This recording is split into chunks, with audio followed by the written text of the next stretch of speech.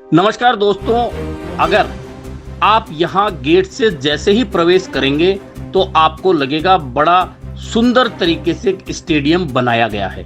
इस स्टेडियम में बहुत बेहतरीन खेल की सुविधाएं होंगी, बहुत सारे कोच होंगे, बहुत बढ़िया व्यवस्थाएं होंगी। लेकिन थोड़ा सा आगे आप जाएंगे और अपनी गाड़ी खड़ी करने के बाद अंदर जाके देखेंगे तो यहाँ पर एक अंतर्राष्ट्रीय स्तर का फुटबॉल मैदान आपको नजर आएगा। और फुटबॉल मैदान निश्चित तौर पर बहुत मेहनत से बनाया गया है, करोड़ों रुपए खर्च किए गए हैं और हजारों दर्शकों के बैठने की, खड़े होने की यहाँ व्यवस्था की गई है। और जो व्यवस्था की गई है उसके बाद में यहाँ पर फुटबॉल मैच भी होने लगे हैं। और ये एक अच्छी बात है कि जयपुर में अंतर्राष्ट्रीय स्तर का एक फुटबॉल मैदान बनाया गया है। और इस मैदान का रखरखाव सिर्फ फुटबॉल मैदान का एक क्लब, यूनाइटेड फुटबॉल क्लब, जो राजस्थान के नाम से रजिस्टर्ड है, उसे इसका रखरखाव दिया जा चुका है। और उसके बाद यहाँ मैच भी होने लगे हैं। यह वह उजला पक्ष है जो अब तक लोगों को नजर आ रहा होगा। लेकिन इस फुटबॉल मैदान के यहाँ बनने के बाद और प्रतियोगिताएं शुरू होने के बाद बाकी सारा क्षेत्र कचरा डंपिंग यार्ड में बदलता जा रहा है। और बाकी खेलों की स्थिति कैसी है आप इन वीडियो में बहुत स्पष्ट रूप से देख रहे होंगे कि किस तरह यहाँ कचरा डंपिंग यार्ड पूरे स्टेडियम को बना दिया गया है, सिर्फ फुटबॉल के मैदान को छोड़कर। दरअसल मैं बात कर रहा हूँ जयपुर शहर के विद्याधर नगर स्टेडियम की। जी हाँ, विद्याधर नगर स्टेडियम का निर्माण तो जयपुर विकास प्राधिकरण ने किया था और फिर उसे राजस्थान राज्य क्रीड़ा परिषद को सौंप दिया था। उसके बाद यहाँ साई ने अपने कोचिंग सेंटर खोले और साई, जो आप जानते हैं, केंद्र सरकार के अधीन आती है, जो खेलों को बढ़ावा देने का काम करती है।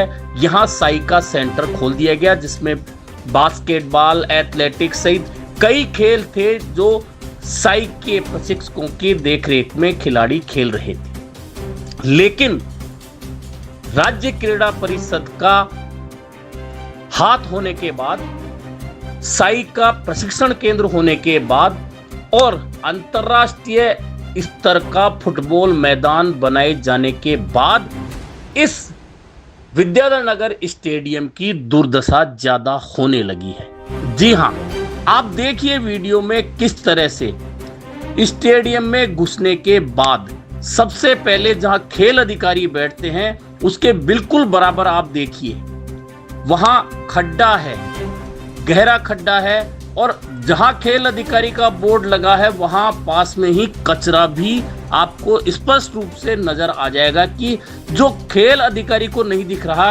वह आपको हम आसानी से दिखा रहे हैं। और इस खड्डे में आप देख रहे होंगे कि तीरंदाजी का प्रशिक्षण लेते हैं। अब आप सोच सकते हैं इस स्टेडियम की क्या हालत है। फिर आप थोड़ा सा फुटबॉल मैदान की तरफ आगे बढ़िए तो फटे टूटे आपको होर्डिंग नजर आएंगे जिनकी यहाँ कोई आवश्यकता नहीं है, लेकिन कोई देखने वाला नहीं है। उनके साथ ही कचरा पड़ा है। वहीं मंदिर बना हुआ है हनुमान जी का, उसके बिल्कुल नजदीक देखिए कि कोठरियां बनी हुई है और उनमें किस तरह से कचरा भरा हुआ है। उसके थोड़ा आगे चलिए तो यहाँ ओपन जिम है। उस ओपन जिम के ऊपर भी फुटबॉल क्लब ने ही एक तरह से कब्जा कर लिया है।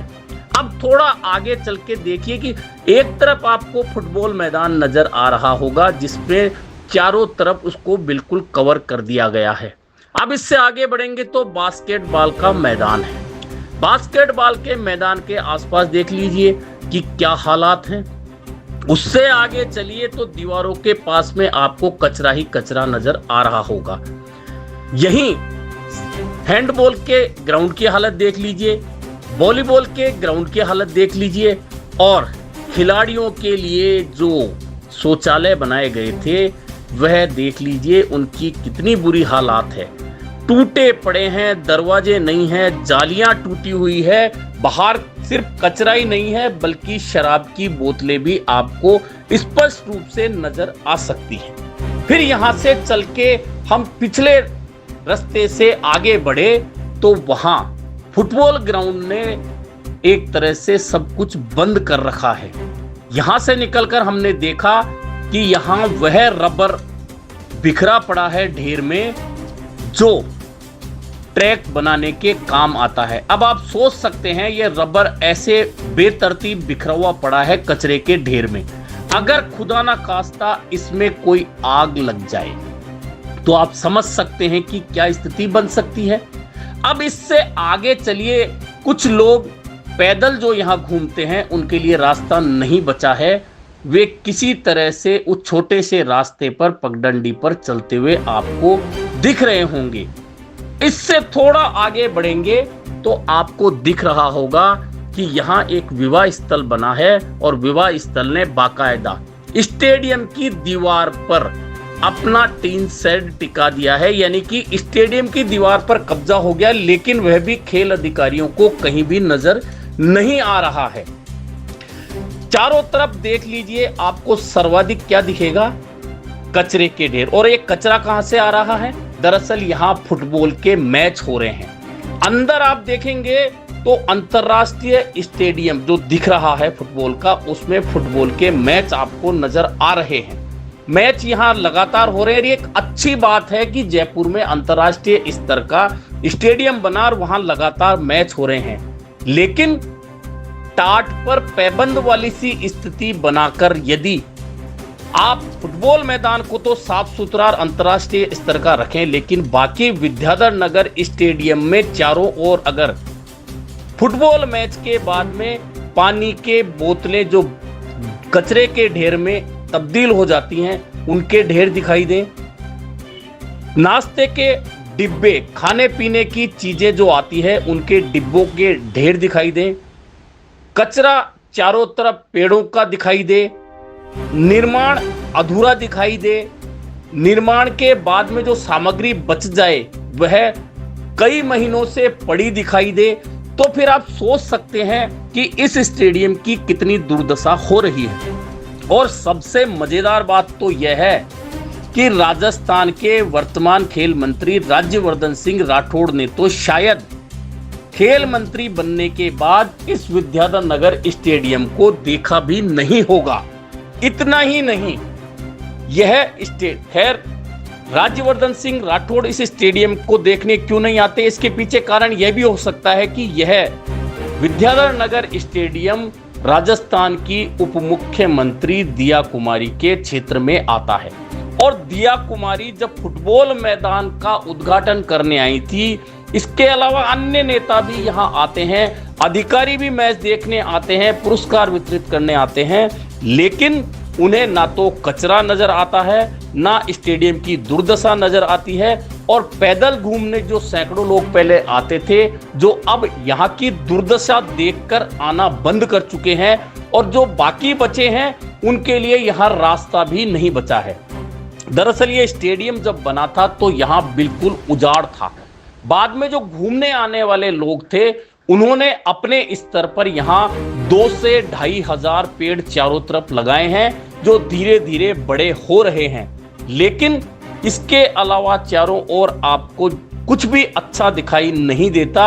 अगर यह कचरा नहीं दिखता, खेल अधिकारी को अपने कार्यालय के बाहर कचरा नहीं दिखाई देता, खड्डा भरा हुआ दिखाई नहीं देता, और चारों तरफ दीवारों के साथ बिखरा हुआ कचरा दिखाई नहीं देता, टूटे हुए शौचालय दिखाई नहीं देते, टूटी हुई कोठरियां जिनके अंदर कचरा भरा हुआ है वह दिखाई नहीं देता, तो आप सोच सकते हैं कि अधिकारी नाम से तो यहाँ लगे हुए हैं, लेकिन उन्हें शायद इस स्टेडियम से ज्यादा मतलब नहीं है।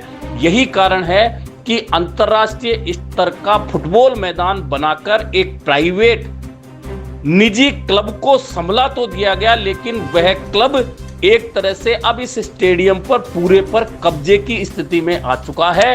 और जितना भी कचरा होता है वह फुटबॉल के ग्राउंड से तो बाहर निकल जाता है, लेकिन बाद में बाकी जो मैदान बचा है उस पर वह कचरा बिखेर दिया जाता है। यानी कि यहाँ निजी क्लब फुटबॉल मैदान को लेकर खुद अपनी जेबें तो भर रहा है, लेकिन इस क्लब के जो जिम्मेदार लोग हैं उन्हें यह नहीं दिखता कि इनकी वजह से बाकी स्टेडियम की और बाकी खेलों की स्थिति यहाँ क्यों बिगड़ती जा रही है। और मजेदार बात तो यह है कि उप मुख्यमंत्री दिया कुमारी इस क्षेत्र में आती हैं, स्टेडियम भी आई हैं, लेकिन उन्हें भी यह सब दिखाई नहीं दे रहा। और खेल अधिकारी जो यहाँ लगातार बैठते हैं, प्रशिक्षक जो यहाँ आते हैं, उन्हें भी यह सब कुछ नजर नहीं आता। और इसी आपाधापी में जो होनहार खिलाड़ी निकल कर जाने चाहिए, उन्हें बड़ी मुश्किलों से इस गंदगी और टूटी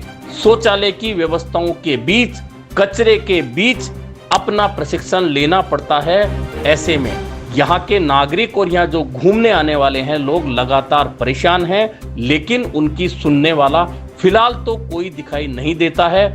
उम्मीद है कि अधिकारियों की आंखें भी खुलेंगी और सरकार तक भी ये बात पहुंचेगी और इस स्टेडियम का जिस तरह से फुटबॉल मैदान बनाकर स्वरूप सुधारने का प्रयास हुआ है, इसके अलावा बाकी स्टेडियम की स्थिति भी सुधरेगी और लोगों को और खिलाड़ियों को एक अच्छा माहौल इस स्टेडियम में देखने को मिलेगा। अभी के लिए इतना ही, फिर मिलेंगे नए मुद्दे पर चर्चा के साथ।